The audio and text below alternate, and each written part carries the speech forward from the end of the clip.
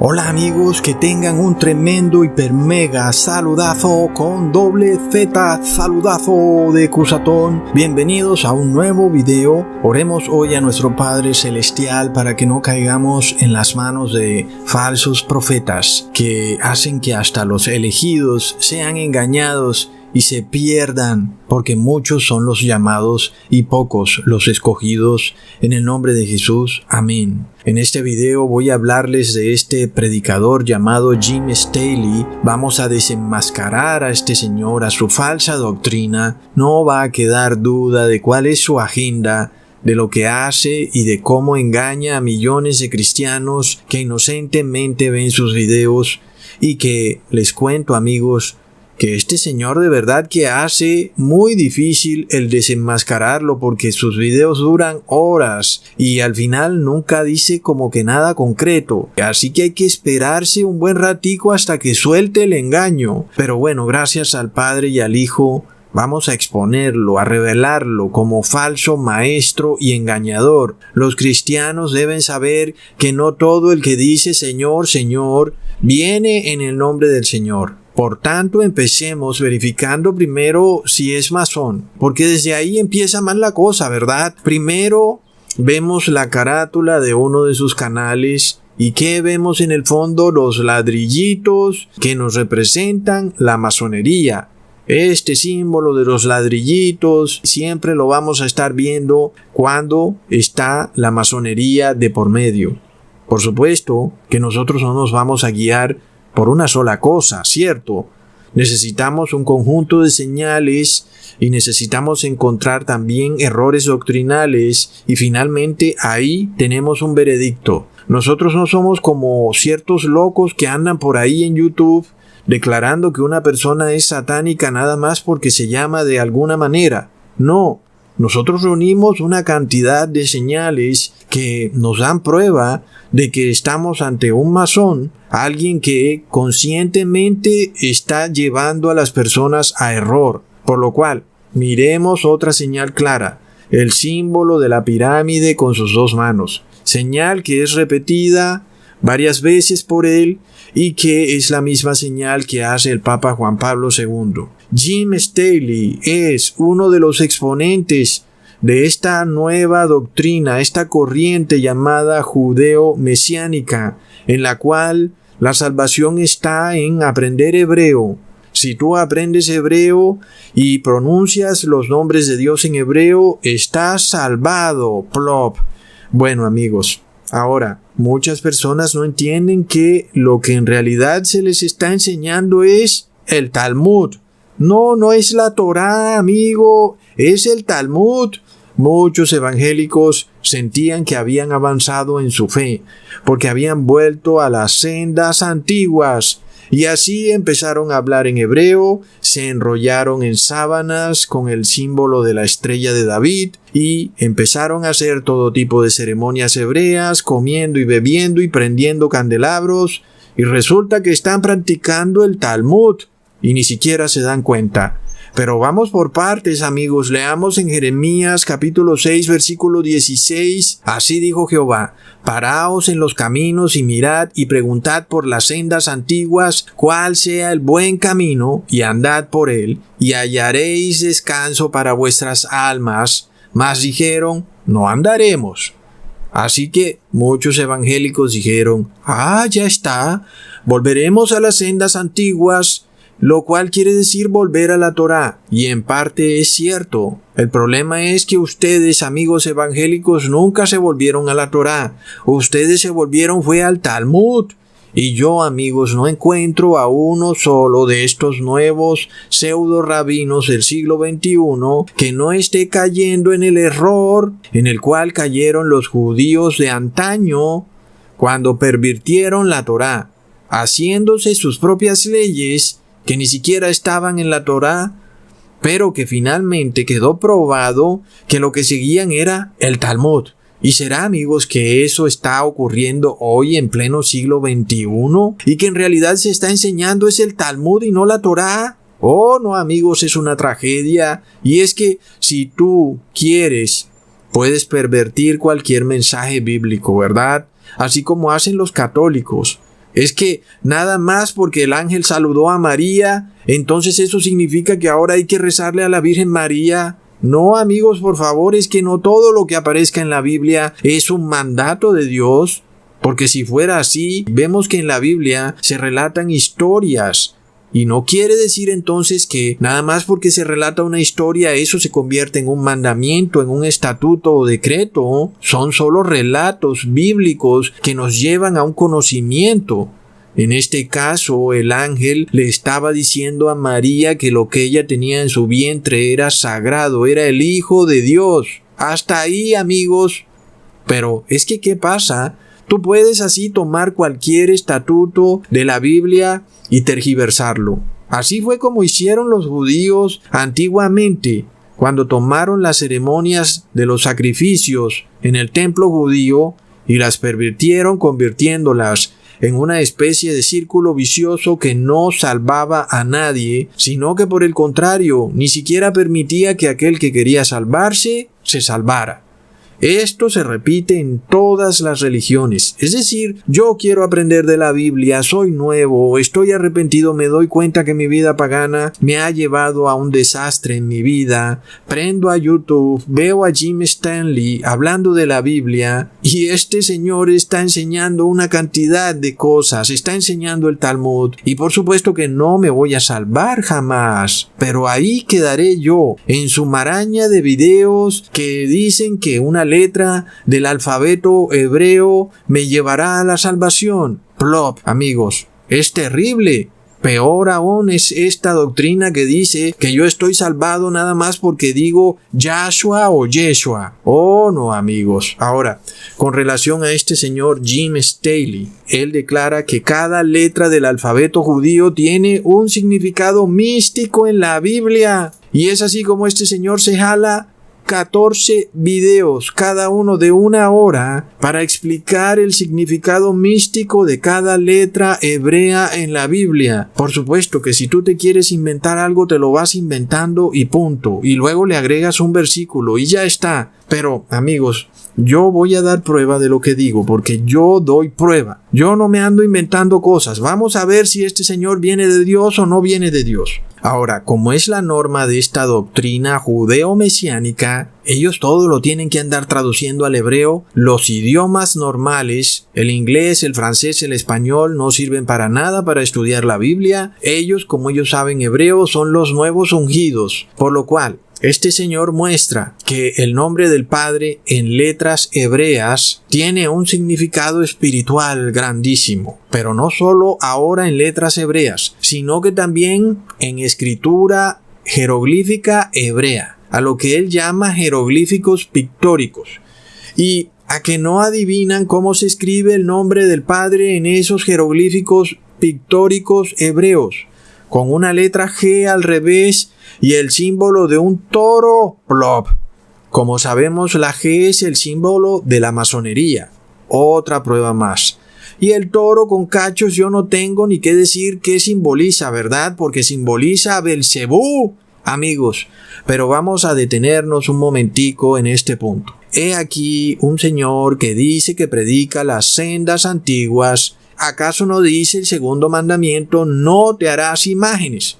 O sea, que este pastor pretende decirme a mí que la palabra Padre antiguamente se escribía con imágenes. Plop. Es una contradicción. Por supuesto que el solo hecho de escribir la Biblia significaba una violación inmediata a la ley de Dios. Es decir, te estás haciendo imágenes en el mismo momento en que escribes el nombre de Dios, escribes el nombre del Padre, te estás haciendo la imagen de un toro con cachos. Es una violación al segundo mandamiento, lo cual es absurdo que Dios Padre permitiría semejante contradicción cuando hay tremenda controversia con el pueblo de Israel, que ni siquiera podía entender que no debían hacerse imágenes. Mientras Moisés subió un momentico a la montaña, el pueblo de Israel inmediatamente se hizo un becerro. Pretende entonces este señor Jim Staley decirme que el nombre del Padre tiene implícita la figura del becerro. No, amigos, no. Uno no puede tomar las letras y convertirlas en imágenes Y ya vimos algo parecido con este pseudo rabino Javier Holgorio, quien se arrodilla ante la imagen del nombre del Padre. Pero es que, amigos, todo empieza cuando practicamos el evangelio de la prosperidad, del cual los evangélicos son maestros. ¿Qué pasa? Cuando para el hombre común la prosperidad se convirtió en un sueño efímero inalcanzable, ¿qué pasa? Ese hombre se pregunta a sí mismo: oh no, ¿por qué no soy próspero? Dios, ¿por qué no me llueve el dinero? Mientras tanto, el pastor del evangelio de la prosperidad predica: como los judíos son las personas más ricas del mundo, desde dueños de bancos, megacorporaciones, Google, actores de Hollywood, cantantes famosísimos, etc. Entonces declara que es debido a que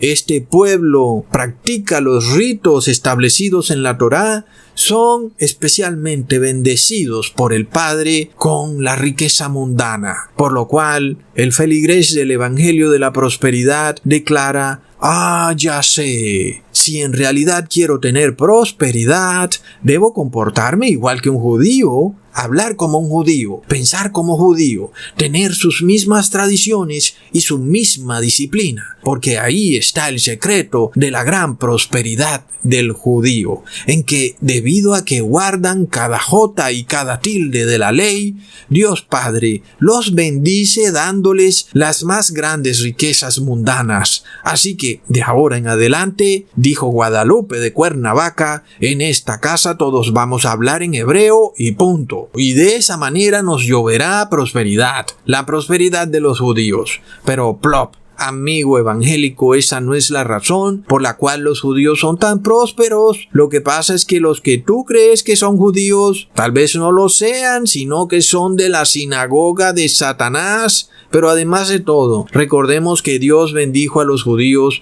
con toda sabiduría e inteligencia para que pudieran construir el primer templo. Leamos en Éxodo capítulo 31, versículo 30. Y dijo Moisés a los hijos de Israel: mirad, Jehová ha nombrado a Bezaleel, hijo de Uri, hijo de Ur, de la tribu de Judá, y lo ha henchido de espíritu de Dios, en sabiduría, en inteligencia y en ciencia, y en todo artificio, para proyectar inventos, para trabajar en oro y en plata y en metal. Así que esa es una de las razones por las cuales algunos judíos tienen un coeficiente intelectual superior al promedio.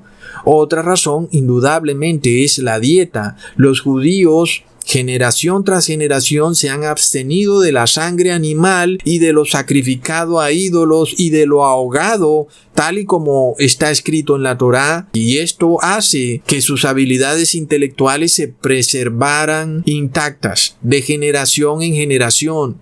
Su cerebro, amigos, no se ha atrofiado. Apuesto que ahora tú ya no vas a querer comer carne, ¿verdad? Ojo con el evangelio de la prosperidad. Por otro lado, es pecado usar las bendiciones de Dios para conseguir tus propósitos egoístas, dinero y riqueza mundanos, y no ayudar a la palabra de Dios, a su expansión. Porque es que en primer lugar, Dios bendijo a los judíos para que construyeran el templo, no para que se hicieran ricos fundando bancos e imprimiendo dinero falso. Recordemos que Jesús finalmente ajusticia a estos judíos cuando les tumbó sus mesas de cambio de dinero, ya que usaban el templo para estafar a las personas, diciéndole que solo podían diezmar con la moneda única y legal del templo, la cual no valía nada, pero se convertía en el único medio legal para poder diezmar.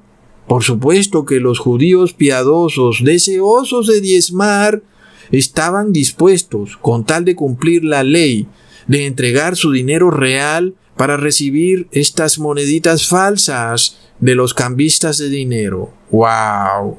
¡Qué inteligencia!, ¿verdad? Lo peor es que esto no ha parado. Muchos países aún entregan sus recursos naturales por dinero de monopolio. Plop. Tremendo. Y es que cuando la inteligencia es usada para la maldad, claro que vendrá la riqueza mundana, porque este es el mundo de la maldad. Y bueno, amigos, Siguiendo con la muy penosa tarea de tener que ver los videos de este señor Jim Staley, ya voy por el tercer video en donde este señor muestra que la palabra Aleph fue escrita usando el símbolo del toro y que cuando Dios dijo yo soy el alfa, entonces no quiso decir yo soy el principio, sino que tal vez habría querido decir yo soy el toro. Plop. Y es que, amigos, cuando miramos los escritos bíblicos más antiguos en los museos, vemos cuál es la escritura real. Y por ningún lado aparece la tal escritura judía pictográfica de la que habla este señor, ¿ok? Así que por ahí va mal la cosa. Es que es demasiado ridículo tratar de usar cualquier lenguaje específico para tratar de hacerse una idea de Dios. Deberíamos ya saber esto, que a Dios no se le puede representar ni describir a través de ninguna imagen o un lenguaje especial, a través de algún tipo de palabras. Es que ellos mismos caen en el error de su propio concepto. El nombre de Dios es impronunciable porque a Dios no lo podemos describir, porque nuestra naturaleza humana no lo puede comprender. Por lo tanto, nosotros no podemos andar creyendo que porque lo pronunciamos en hebreo entonces estamos salvos, amigos. Entonces, nosotros cuando leemos la Biblia tenemos que entender los conceptos que Él declara en su palabra y que nos permiten entender la gloria de Dios. Así que no importa el lenguaje que sea usado para estudiar la Biblia, sea el idioma que sea, Dios puede ser conocido por cualquiera, así hable un dialecto indígena o hable francés. El concepto es lo que nos lleva al conocimiento de Dios y no el idioma específico con el cual supuestamente fue escrita la Biblia, amigos. Ahora, amigos, después de 15 videos acomodando cada dibujo de ese alfabeto pictórico judío a la Biblia, llegamos finalmente a la última letra, porque aquí sí la suelta toda. La letra Taf. Y esto no se lo está inventando él, esto es real, en donde en el alfabeto pictórico judío, la letra Taf le corresponde el símbolo de la cruz. Y esto es real, amigos, esto es real.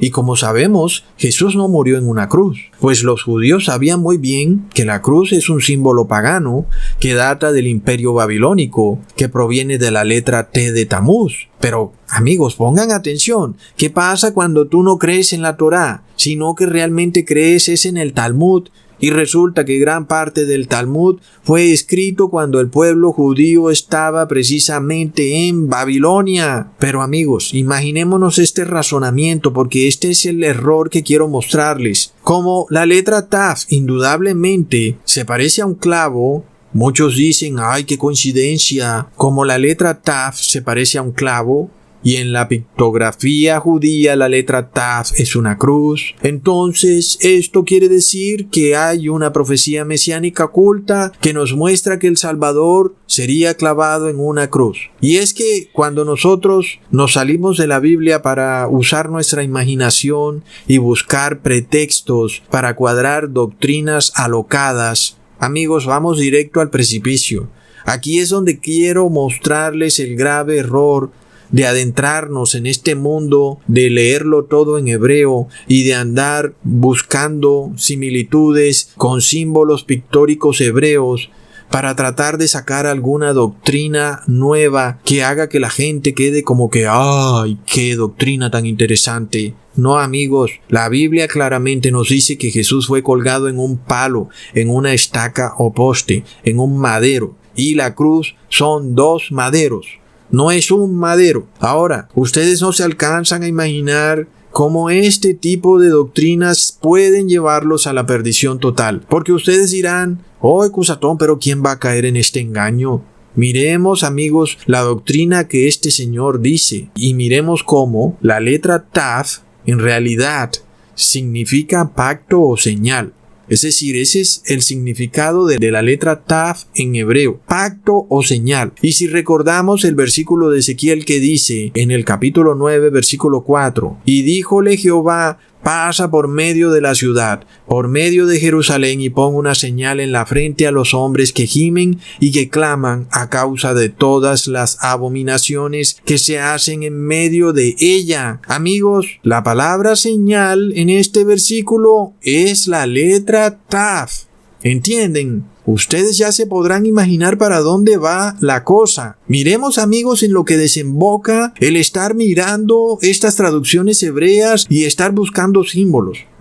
La letra Taf en el alfabeto pictográfico o pictórico judío es una cruz. Según este señor, la señal entonces que recibirán las personas que se van a salvar, según la profecía de Ezequiel, es una cruz en la frente, amigos. Y adivinen qué iglesia pone cruces en la frente.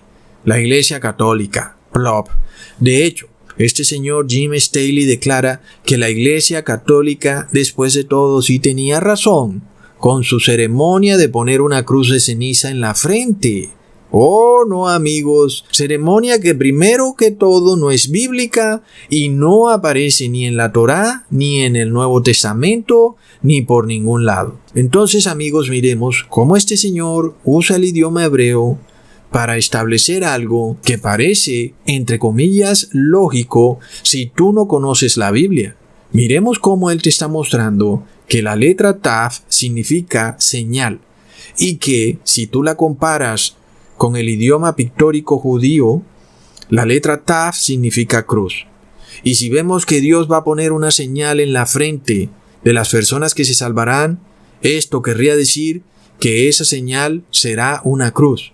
Y que por tanto los que reciban la cruz de cenizas en la frente serán los que se salvarán. Tremendo. Ahí tienen el problema de andar aprendiéndose el Talmud sin que ni siquiera se den cuenta. Ahora, yo no condeno ningún libro. Si tú quieres y tienes tiempo de leerte los 63 libros que componen el Talmud, claro que puedes leértelo. No estoy aquí en una cacería de brujas o en la Inquisición 2.0. Por supuesto que no. Sin embargo, tenemos que entender que nosotros no podemos andar elaborando doctrinas en base a símbolos o idiomas. Pero es que cuando tergiversamos la palabra de Dios, tratando de abusar de un idioma, vamos directo a la perdición. Recordemos, amigos, que la cruz es una constelación del zodiaco. ¿Y qué dijo el Padre sobre hacerse imágenes del zodiaco? Leamos en Deuteronomio capítulo 4, versículo 19.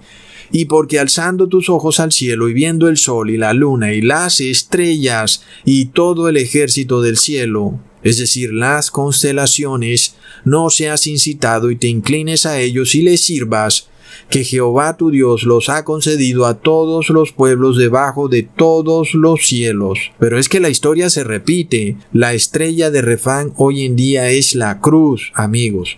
Todo el que se haga una cruz o tenga una cruz está bajo pecado de muerte.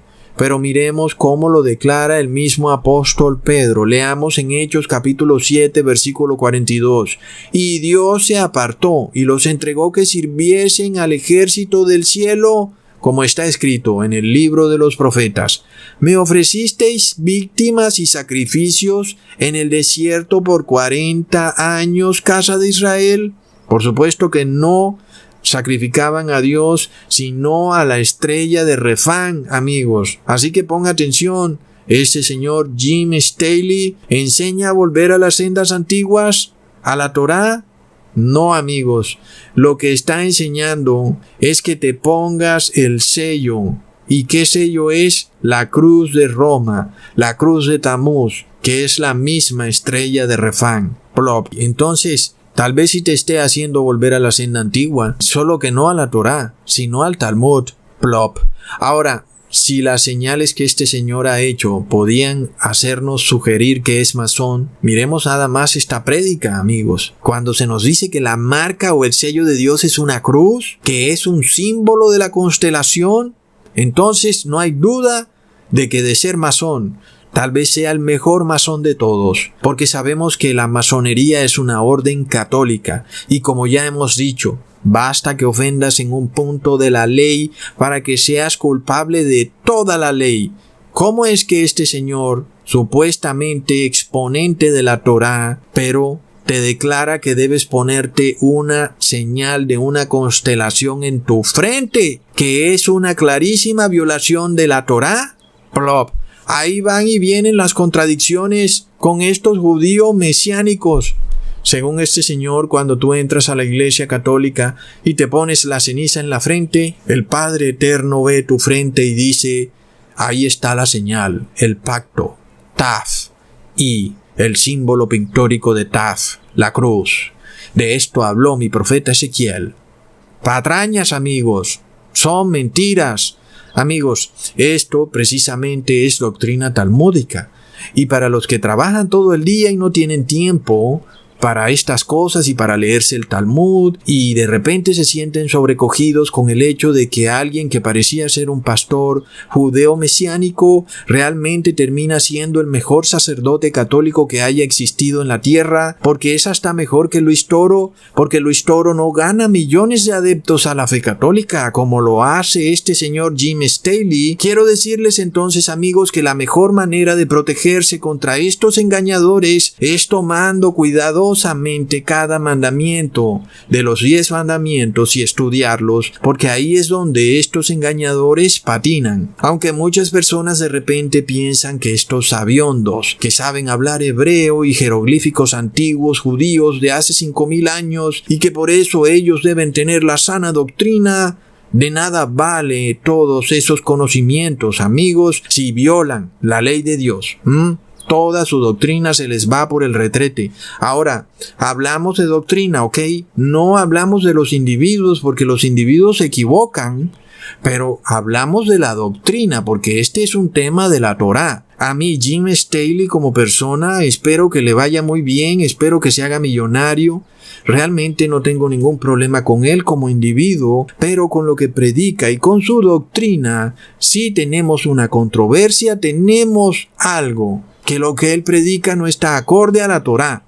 Y esta doctrina que él predica viola la Torá. Y él mismo te dice que su doctrina es válida. ¿Saben por qué nada más? Porque está de acuerdo al idioma hebreo. Te guste o no, ahí lo dice el hebreo. La letra Taf es una cruz. Y en la profecía de Ezequiel, Dios va a poner un sello en la frente. Y sello es la letra Taf. Por tanto, el sello es una cruz. Ahí está, dice él, es hebreo. Entonces miremos cómo si nos guiamos en nuestra doctrina por el uso del idioma hebreo, vamos a ser guiados a un error horrible y que puede parecer hasta lógico, ¿verdad? Yo lo veo hasta lógico. Es decir, Tav significa sello y en los pictogramas hebraicos, Tav es una cruz. Entonces el sello es la cruz. Plop, caíste, amigo. Estás perdido. Amigos, recordemos de dónde viene el Talmud. Viene de Babilonia. Babilonia es la madre de todas las rameras, por lo cual los evangélicos mesiánicos se han convertido en otra hija más de la gran ramera, porque en realidad predican el Talmud, no predican el verdadero evangelio, y el Talmud viene de Babilonia. Tremendo. Lo que es peor, si continuamos con esta ridícula idea de andar traduciéndolo todo al judaísmo, inclusive hasta los nombres de Dios, entonces cuando Jesús dice yo soy el alfa y el omega, que significa en el hebreo yo soy el alef y el taf, como ya vimos, alef significa pictóricamente un toro y taf significa una cruz. Es decir que, según eso, Jesús es el toro y la cruz, cuando en realidad dice yo soy el principio y el fin, es decir que es eterno. Luego, el señor Staley dice que la cruz también se parece a una espada, y como el Apocalipsis dice que él tiene una espada en su boca, entonces Jesús tendría una cruz en la boca. Ahí vemos, amigos, por dónde va esto. Ahora, este señor ha dicho que ya no hay que dar diezmo. Según él, el diezmo solo era para la tribu de Levi. Y como ya no hay tribu de Levi, supuestamente, entonces, ¿por qué dar diezmo? De nuevo estamos de vuelta en la religión talmúdica, la cual está totalmente desencajada tanto de la Torá como del Nuevo Testamento. Miremos lo irónico y contradictorio de alguien que se declara a sí mismo como volver a las sendas antiguas. Sin embargo, él mismo derrumba los pilares de las sendas antiguas, que es el diezmo. El diezmo es un pilar de las sendas antiguas, es un pilar de la Torá.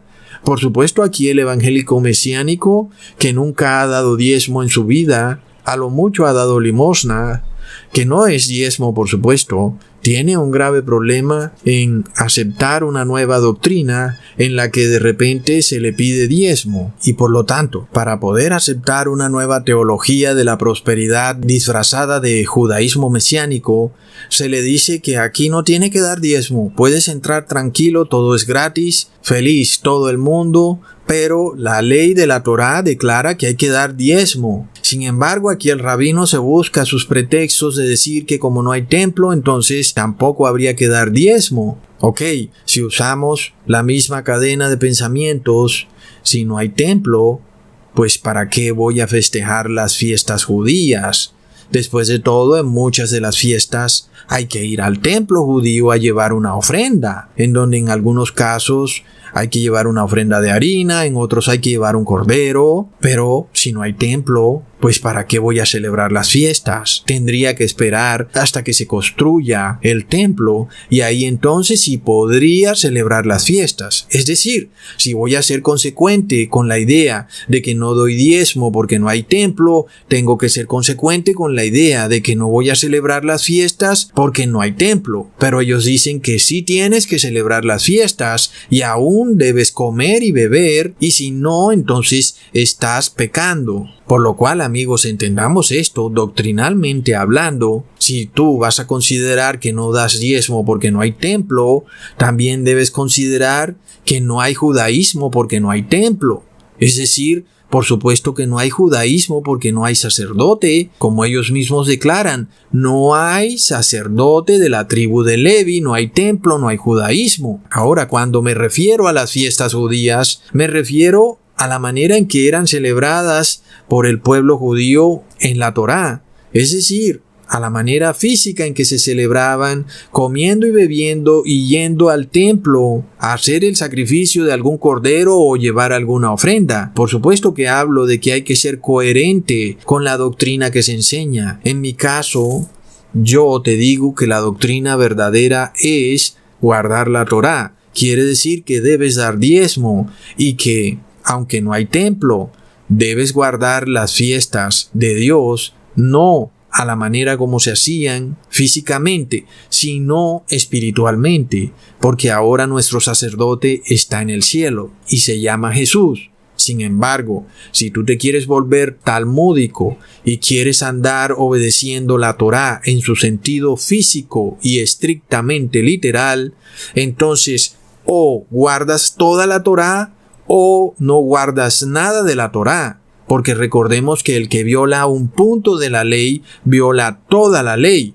Entonces, ¿cómo pueden decir que enseñan la Torá cuando están enseñando a violar un punto de la ley de la Torá? Es decir, enseñan a no dar diezmo. Y de nuevo, tenemos a este señor Javier Holgorio, quien dice que además de todo hay que circuncidarse, pero dice que no hay que dar diezmo.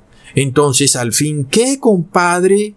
¿Estás en la Torá o estás por fuera de la Torá? Porque si estás en la Torá, tienes que guardar la Torá. Y si estás por fuera de la Torá, entonces no tienes por qué guardar nada de la Torá.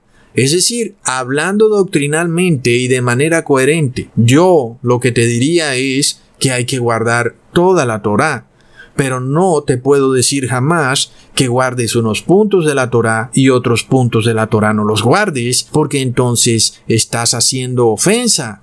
Por supuesto, amigos, que nosotros no vemos la Biblia como el Talmud, que es lo que ellos llaman Torá. Para nosotros la Torá no es nada sin Jesús. Para nosotros sí hay templo, y ese templo está en el cielo, y Jesús es nuestro sacerdote. Aquí las fiestas las celebramos espiritualmente, arrepintiéndonos. Y también hay que circuncidarse, pero espiritualmente, no literalmente, no en su sentido físico. Sin embargo, si a ti te enseñan el Talmud, te van a decir que te tienes que circuncidar. Te van a decir que tienes que empezar a hablar hebreo y a pronunciar los dichos hebreos. En fin, amigos, este es un tema largo porque son 63 libros. Ahora, por lo cual, Cuando tú estés aprendiendo sobre la Torá, tienes que exigir coherencia, porque la Torá sí es válida, pero toda la Torá, no solo lo que a ellos se les antoja. Por supuesto que cuando tú tratas de llenar tu iglesia, pues a la mayoría de personas no les gusta que se les metan en su bolsillo, en su dios Mamón. Después de todo, los feligreses han visto por la televisión a sus pastores andando en Lamborghini. Sin embargo, sabemos que los evangélicos nunca han diezmado. Ellos dan limosna. Entonces, ¿de dónde sacó ese pastor para comprarse el Lamborghini? Plop. Bueno, ese es tema de otro video. Finalmente, la iglesia que más predica que no se debe diezmar es la iglesia católica. Y después de todo, pues ¿para qué quiere diezmo cuando Donald Trump le acaba de diezmar 1.400 millones de dólares? Ni siquiera se los pagó en bolívares, no, en dólares. Ahora ya sabes por qué no piden diezmo. Entonces, amigos, ahora que el amigo Jim Staley parece ser más católico que el mismo Papa Juan Pablo II, vamos a mirar otra de sus doctrinas centrales. Bueno, pero antes no podía faltar el símbolo de la tierra redonda, que es infaltable en los púlpitos de las iglesias evangélicas. Plop. ¿Acaso no que se trataba de volver a las sendas antiguas? Porque hasta donde yo sé, los hebreos jamás consideraron su cosmología del universo como que la tierra fuera redonda. Pero, ¿qué pasa? No que estaban con las sendas antiguas, y es que es para quedarse con la boca abierta, como son las mismas iglesias cristianas, entre comillas, las que predican la doctrina falsa de la fantasía espacial, la cual lleva a muchos cristianos al ateísmo. Algún día nos enteraremos a cuántas personas hicieron perderse para siempre por enseñar la fantasía espacial en sus púlpitos. Sin embargo, a mí lo que más me molesta es la falta de coherencia, amigos. Como dice Jesús, o eres frío o eres caliente, pero como eres tibio te vomitaré de mi boca. O estás en las sendas antiguas o no estás en las sendas antiguas. Pero tú, ¿estás con las sendas antiguas solo con lo que le da inercia a tu movimiento y con lo que le conviene a tu Dios bolsillo? Pero por ejemplo, en el caso de la tierra plana, entonces ahí no están con las sendas antiguas. Pero entonces, volviendo al tema, habría de impresionarnos que este señor Jim Staley no diga que Babilonia es la iglesia católica, porque ya sabemos que este señor parece más católico que el Papa. Vemos que él dice que la gran ramera del Apocalipsis es una nación árabe, o que es el Islam. Plop. Pero ¿qué más podíamos esperar, verdad? Ahora, jamás podemos decir que Babilonia es un país árabe o es el Islam. Babilonia es designada por la Biblia como una ramera, el cual es un término que usa Dios para describir a una iglesia apóstata, es decir, una iglesia que tiene apariencia de cristianismo, pero que no practica ningún cristianismo. Como sabemos, el Islam no es cristiano. El Dios de los islámicos no es el mismo Dios Padre, porque Alá nunca tuvo hijo. Para los islámicos Jesús es un profeta, por lo cual el Islam no puede jamás ser considerado como una religión cristiana, porque niegan de plano que Jesús es el Hijo unigénito de Dios, y por tanto, el Islam, ni un país árabe, puede ser visto como la gran ramera. Segundo, la gran ramera es descrita en el Apocalipsis cabalgando una bestia, y esta bestia es indudablemente el Imperio Romano, pues en Apocalipsis 12 se nos dice que esta bestia es el mismo dragón que persiguió a María y al niño Jesús. Leamos en Apocalipsis 12, versículo 3, y fue vista otra señal en el cielo, y he aquí un gran dragón bermejo que tenía 7 cabezas y 10 cuernos, y en sus cabezas 7 diademas. Y luego dice en el versículo 4, y su cola arrastraba la tercera parte de las estrellas del cielo y las echó en tierra, y el dragón se paró delante de la mujer que estaba para parir, a fin de devorar a su hijo cuando hubiese parido. Esto se cumplió a la perfección cuando Herodes el Grande mandó a matar a todos los niños menores de 2 años. Y como sabemos, Herodes el Grande era un vasallo del Imperio Romano, y por lo tanto este dragón de 7 cabezas, 10 cuernos y 7 diademas en sus cabezas es el Imperio Romano. Esta es la bestia que cabalga Babilonia. Leamos en Apocalipsis 17, versículo 3. Y me llevó en el espíritu al desierto y vi una mujer sentada sobre una bestia de color de grana, que estaba llena de nombres de blasfemia y que tenía 7 cabezas y 10 cuernos. Entonces, si Babilonia es una iglesia apóstata, ¿cuál es la iglesia que está sentada sobre el Imperio Romano, amigos? Es la Iglesia Católica, Apostólica y Romana. Su propio nombre lo dice. No hay más vuelta de hoja. ¿Podemos acaso pensar siquiera por un milisegundo que el Islam cabalga al Imperio Romano? Eso es absurdo. El Islam y las naciones árabes han estado en guerra por siglos con el Imperio Romano. Son fuerzas opuestas, por lo cual históricamente y geográficamente no podemos declarar jamás que el Islam es la gran ramera del Apocalipsis. Es decir, este señor que parece tan instruido, que sabe hebreo, que sabe el idioma pictórico judío de hace 5000 años, ¿no puede entender esto? No me parece, amigos. La gran ramera indudablemente es la Iglesia Católica, porque es ella la que cabalga el Imperio Romano. Y aún lo hace, pues el Papa ha recibido el premio de ser Carlomagno, y Carlomagno fue declarado el padre de Europa. Entonces, Jim Staley es un engañador, es un mentiroso, no hay duda. Por tanto, para ponerle la cereza a este pastel de engaño, miremos que este señor es trinitario. Miremos aquí cuando pregunta cuál puede ser el simbolismo del número 3, porque todo esto es cábala, todo esto es Talmud, simbolismo, como si el número 3 tuviera algo mágico, masonería. ¿Y qué dice? Que es el Padre, el Hijo y el Espíritu Santo, todos juntos en uno, la cual es indudablemente doctrina católica, es un dogma. Nadie puede decir que la Trinidad es bíblica, amigos, porque fue en el Concilio de Constantinopla en el año 381 cuando se insertó en la cristiandad el dogma de la Trinidad. Sin embargo, este señor habla de las raíces hebreas, de las sendas antiguas. Pregunto yo, ¿dónde hay en la Torá una sola enseñanza de la Trinidad? Jamás la vas a encontrar, no vas a encontrar ningún versículo que mencione en el Antiguo Testamento o siquiera sugiera que Dios es una especie de trío simbiótico inseparable. No, amigos, por ningún lado en la Torá aparece ese dogma. La doctrina, el dogma trinitario, rotundamente niega al Padre y niega al Hijo, porque para la Trinidad solo existe un solo Dios, y luego, para ellos, las manifestaciones son del Padre, del Hijo y del Espíritu Santo, pero que al final es el mismo Dios que ha decidido ponerse un disfraz, porque así le ha parecido, en donde unas veces es Padre, otras Hijo y otras Espíritu Santo, pero que al final es el mismo Dios. Sin embargo, recordemos la advertencia del apóstol en 1 de Juan capítulo 2 versículo 22 al 23.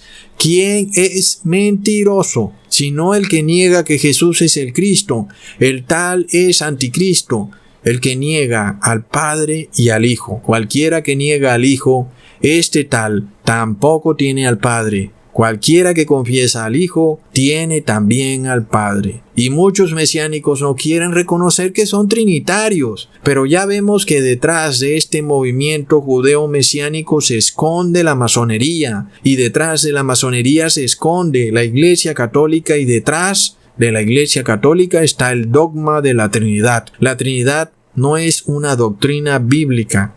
Si quieres aprender más de eso, digita en YouTube Ecusatón, seguido de la palabra Trinidad, y ahí vas a ver varios videos. Y si aún quedaba duda de que este señor no pertenece a ninguna senda antigua, sino que profesa una doctrina talmúdica masónica, miremoslo aquí enseñando a celebrar la fiesta pagana de Hanukkah.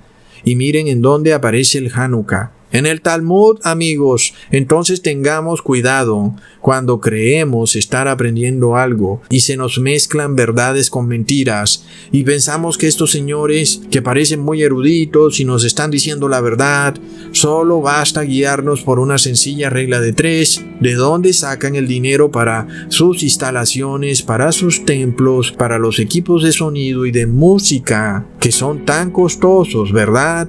¿Quién financia estas cosas? ¿Quién está poniendo el dinero, amigos? Estas cosas no caen del cielo así como así. Y si tú aún no tienes conciencia de esto, toma tu teléfono y pregunta cuánto vale el alquiler de una bodega en donde puedas tener a 50 o 100 personas. Por lo cual, amigos, quiero decirles algo. Siempre guíense por la verdadera doctrina. La verdadera doctrina es aquella que nos dice que no ha pasado ni una jota ni una tilde de la ley.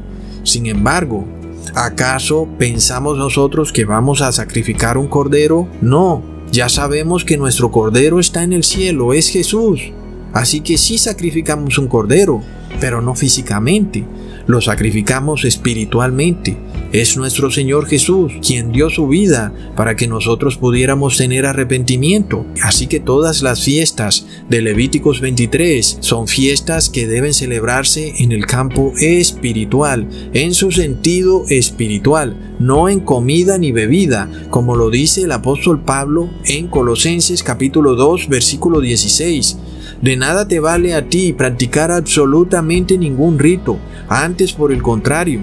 El que practica ritos hoy en día está despojado de la fe, lo cual no quiere decir que si has cometido algún error estés perdido para siempre, pero si tú crees que tirándote a una piscina estás salvado, no. Ese rito practicado de esa forma no te salvará jamás. Tienes que enfocarte en el sentido espiritual. Y si tú quieres tener salvación, no caigamos en esta incoherencia de doctrinas. Nuestra doctrina debe ser coherente 100%. No ha pasado ni una jota ni una tilde de la ley. No podemos tomar unas cosas de la ley y dejar otras. No podemos decir que el diezmo es espiritual porque la iglesia de Cristo todavía está aquí en la tierra y el diezmo no es para Jesús, es para la iglesia. Así que, amigos, estas leyes son válidas y también son válidas las leyes que nos llevan a Cristo. Toda la ley es válida. No ha pasado ni una jota ni una tilde de la ley. Hasta pronto, amigos.